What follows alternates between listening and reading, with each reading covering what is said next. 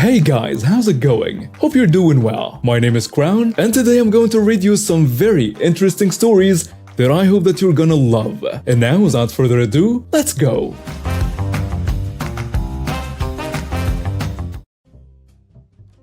Hey everyone, it's Crown.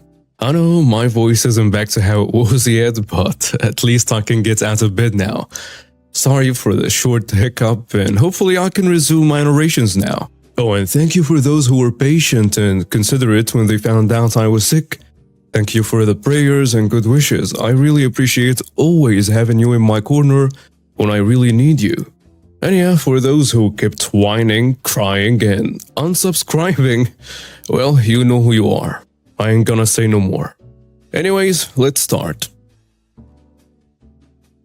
Context. I worked for a manufacturing facility an hour away from a major city in New Jersey. The participants, myself, fresh out of college, foreigner on a work visa, my colleague who was also my lead, let's call him Mike, and my boss Jared, who was a total loser and a horrible boss. Story time. As I joined the department, I came to realize that Mike was a bit odd. I heard them publicly belittle Mexican people and say they are stealing our jobs, blah blah blah nonsense. And I'm not Mexican, but I knew 100% that he was coming after me very shortly. He soon started joking with me, telling me that he feels I would really like Jeff Tommen because I would associate with Ahmed the terrorist, and some other really odd and insulting things about my culture. Keep in mind, when I joined the department, he was terrified because my skills were a lot better than his, something that was pointed out by executive management. I remained respectful and looked at him as a mentor. I avoided going to HR because I was on a work visa. I was terrified of losing my status. I had no other options. Transferring jobs was a messy situation. I would have to find an employer who was willing to sponsor me after investing in me.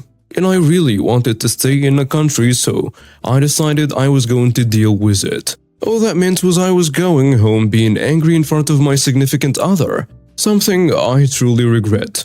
Then there was this one day. Mike refused to join a meeting because we were working on a project that I was assigned as a lead.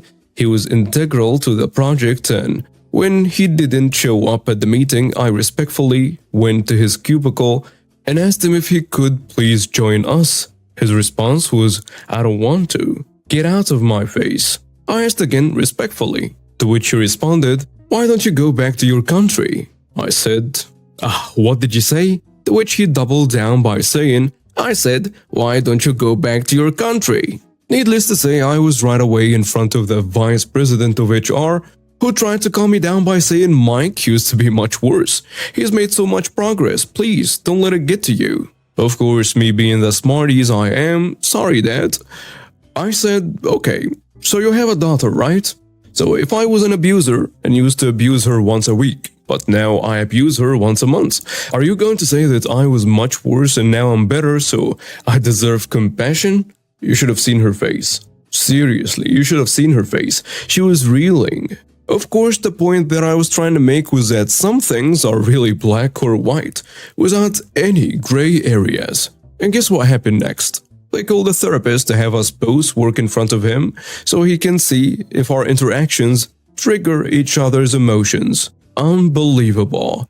A few weeks in, Mike was in his old self and made another xenophobic remark at me, which I won't even mention, so I went to my boss, who by that time, he said, I was overreacting, and he wanted nothing to do with this. I told him, "Okay, so today is Tuesday. If by Thursday morning you don't fire him, I'm quitting. But on my way out, I'll be walking into the CEO's office and let him know what is going on. So pick carefully. If I quit, you are going to lose your job too. I'm going to make sure of that." He told me I was being a jerk because Mike has severe arthritis and I can't just fire him. I took the day off without letting him know, and by Thursday morning, they walked Mike out, but I took the extra effort and let the CEO know, and the vice president of HR along with my boss were also fired shortly after. I can't tell you how much I was shaking at the CEO's office. Oof. I had always been different growing up. I never quite fit in with the other kids. I was always the odd one out, and I quickly became the target of bullies. It started with small things like teasing and name-calling, but it soon escalated to physical violence. I remember one time in particular when I was in 7th grade. I was walking home from school when a group of older kids came up to me and started pushing me around. They called me names and made fun of my clothes. And then they took it a step further. One of the boys pushed me to the ground and the others started kicking me. I was terrified and didn't know what to do. I tried to get up and run, but they kept knocking me down. Eventually, they got bored and left me lying there in the dirt. After that, I became even more of a target. The police seemed to enjoy tormenting me, and they did it every chance they got. I started skipping school and avoiding social situations altogether. I didn't want to be around people anymore, especially those who would hurt me. But one day, something inside me snapped. I was tired of living in fear and I was sick of being the victim. I decided that I needed to take matters into my own hand. I started attending self-defense classes at the local community center. And I must admit it was scary at first, but I quickly realized that I was stronger than I thought. I learned how to fight back and defend myself, and I gained a newfound confidence. As I got older, I started working out regularly and focusing on my fitness, and I wanted to be in the best shape possible so that I could protect myself if I ever needed to. Years went by, and I thought that I had left my bullying past behind me, but one night everything came flooding back. I was at a party with some friends when I saw them, the bullies. They were there, laughing and drinking, acting like nothing had ever happened. I felt a surge of anger and frustration bubble up inside me. I couldn't believe that they were still out there, living their lives as if they had never hurt me. I tried to ignore them, but they kept staring at me, smirking and whispering to each other. I knew that something was brewing, and I started to feel uneasy. Suddenly, one of the boys stumbled over to me and grabbed my arm. "Hey, Emily," he slurred. "Long time no see." I tried to pull away, but he tightened his grip. "Let go of me," I said, my voice shaking. He laughed. "What are you going to do, huh? Cry and run away like you always do?" I felt my anger rising, and I knew that I had to do something. I took a deep breath and looked him straight in the eye. "Actually," I said, "I'm not going to run away this time." He laughed again, but I could see doubt in his eyes. He knew that something was different about me, and he sure didn't like it. "Come on, guys," he said, turning to his friends. "Let's get out of here." But I wasn't going to let them go that easily. I followed them out of the party and onto the street. "You know what?" I said, my voice steady this time. "I am tired of being afraid of you." They turned around surprised. "What are you talking about?" One of them said, "I'm talking about all the times you bullied me and all the times you made me feel like I wasn't good enough." I said, "I'm done with being afraid of you."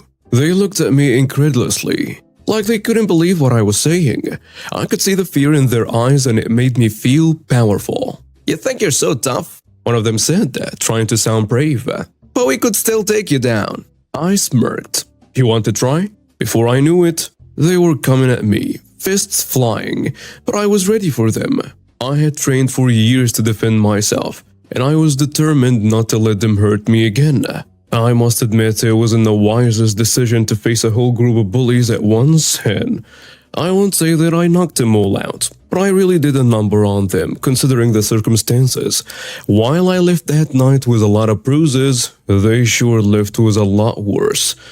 When it was over, they were lying on the ground bruised and battered, and I stood over them, feeling triumphant. "If I ever see you again, I won't hesitate to do it again," I yelled at them as we separated.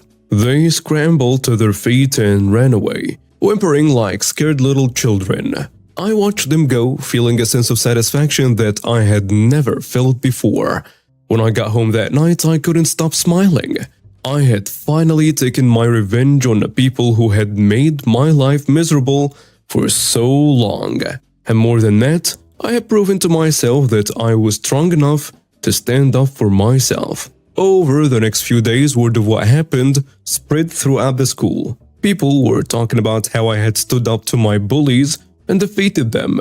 They started treating me with more respect, and some of them even came up to me and apologized for the way they had treated me in the past. I realized that I have become a kind of hero to the people who had also suffered from bullying. They saw me as someone who had fought back and won, and it gave them hope that they could do the same. But even more than that, I had finally found my own inner strength. I no longer felt like a victim, but like someone who could stand up for herself and face any challenge that came her way. Looking back on it now, I realized that my revenge wasn't just about getting back at the people who had hurt me. It was about taking control of my own life and finding the power within myself to overcome my fears.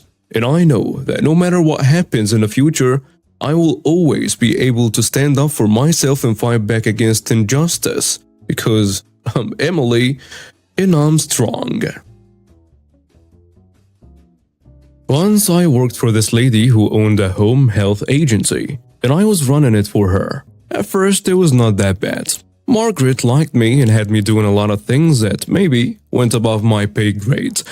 But I didn't mind so much because I was learning a lot and it didn't involve any direct patient care. In 2014, when I first started, she had an LVN named Nina. She and I got along quite well and we were good work buddies. Sometimes patients would go to her office and she would shut the door. I don't know why she bothered to do that when it was obvious that she was admitting them. I wasn't exactly comfortable with that, because you're supposed to be a registered nurse, but at least she was a nurse. After it turned into 2015 though, boss decided to put Nina out in the field, so I was the only one in the office. Shortly after that happened, boss caught me on my prick and said, "Hey, I need you to do me a favor. There is a patient in your office and I need you to take his vitals and write down all his meds and put him in the system." I said, "Margaret, are you actually trying to get me to admit this guy? That is so far out of my scope of practice that I would lose my massage license and maybe go to jail." "Oh, come on. You know you can do it. You have the knowledge and experience." I said, "You can try to flatter me all you want, but I'm not doing it. You are a registered nurse. Why don't you do it so nobody gets in trouble with the state?" She said, "Okay, I will give you a $50 bonus for every one of those you do." I said, "Really? $50? Wow, okay then, I'm in." I asked her how exactly I was to come up with diagnosis, though with no MD report. She said to just Google the meds and see what they are prescribed for and get the diagnosis from them. That is so illegal. I almost called my mom to ask her to put money in a commissary. So anyway, I did end up doing it that one time. But I knew that I had to outsmart her for ethics' sake, or I would have been stuck doing those for the rest of eternity and probably end up with legal problems for $50 a pop. I had to do something, but I wasn't sure what that was. Finally, I decided to deliberately make an error. The patient said that he was on gabapentin. I know what that is, and I also know why it's prescribed. It could be for multiple reasons, usually pain or anxiety, so I put down seizure disorder, the rarest problem it's prescribed for. When Margaret saw what I had put in, she started yelling at me. "You know that's for neuropathy, nerve pain." I said, "Well, I don't know that actually. There are a bunch of uses for gabapentin and seizure codes that pay more than neuropathy ones, don't they? According to the coding guide they do. I know how important it is for you to make you more money, right? And guess what? You know, I noticed that more than half of our patients are taking that. So I went back and changed all their diagnoses to say seizure disorder and exported all the corrected assignments to the state already. Aren't you proud of me? Of course, I did nothing of the sort. She literally lost her wig and screamed, "Do you have any idea how many ADRs I'm going to get? It will take forever. I will have to have someone scan every last one of those records and submit them to Medicare. Meanwhile, they won't pay me." I shrugged and said, "Well, I will probably estimate around 50 if the numbers add up." "Okay," she screamed. "That's it. I'll never ask you to do that ever again. And give me back that $50. "Really?" "Oh no, are you sure?" "Oof, wow. I'm so sorry I messed up. My bad." I know she saw me laughing at her as I walked away. There were cameras everywhere after all. So the story just happened last week and I realized it may be a good fit for this sub. So I go to a small liberal arts college. And one day last week we had a skills test in my analytical chemistry lab, meaning that we had to perform a laboratory procedure in an allotted amount of time that we had done previously, except this time graded on the results, accuracy for a good amount of points in the class. Needless to say, this is a very stressful thing to do, as it requires making very precise measurements. And for this specific lab, counting individual drops one by one that could go into the 90s, over and over again. This is all to say that this particular day in lab required a lot of focus in counting, and mostly everyone was quiet and diligently yet stressfully going through the procedure. Mostly everyone. This is where the revenge victim comes in. Let's call her Hannah. Hannah is part of a group of 3 girls that are always incredibly and considerately loud in lab.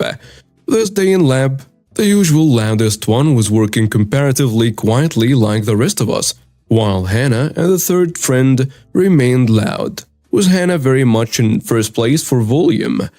Not only was Hannah very rudely loud, but the substance of her loudness were topics that were very much inappropriate for a small lab with a professor nearby. Example, talking about going shopping for thongs with someone across the room. Hannah also tried to get friend number 3 to play music, which thankfully was shot down by the instructor. The result of all of this was an extremely frustrating lab experience for basically everyone who isn't part of the loud trio, as we all tried to count dozens of individual drops with an absurd level of inconsiderate background noise during a lab that is supposed to be quiet for everyone's ability to focus. The following day, I had a psychology class that Hannah is also in, and she sits in a position where I'm able to see her laptop screen.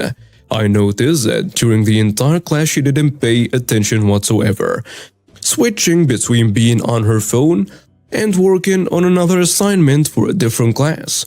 Class that day was particularly more note-heavy than usual. After class, Hannah came up to me and asked if I could send her pictures of my notes from that day, as she said she had another assignment she had forgotten about and had to do during class instead. I told her I would because I couldn't think of any good reason to tell her why I wouldn't. But I was still heavily irritated from my frustration the day before, and therefore saw this as my chance for petty revenge.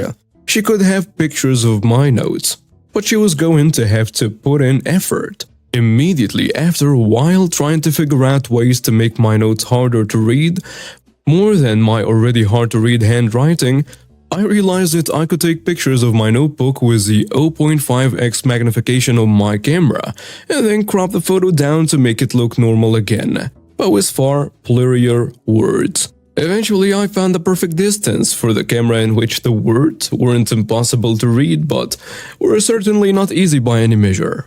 Just enough that she would have to zoom in on almost every individual word to figure out what was written. Afterwards, I sent her the pictures of my 6 pages of notes, apologized for my hard-to-read handwriting, and satisfyingly hoped that she would have just as hard of a time with them as I had listening to her in lab the day before.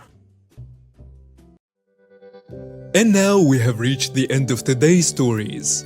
Thank you for watching and see you next time.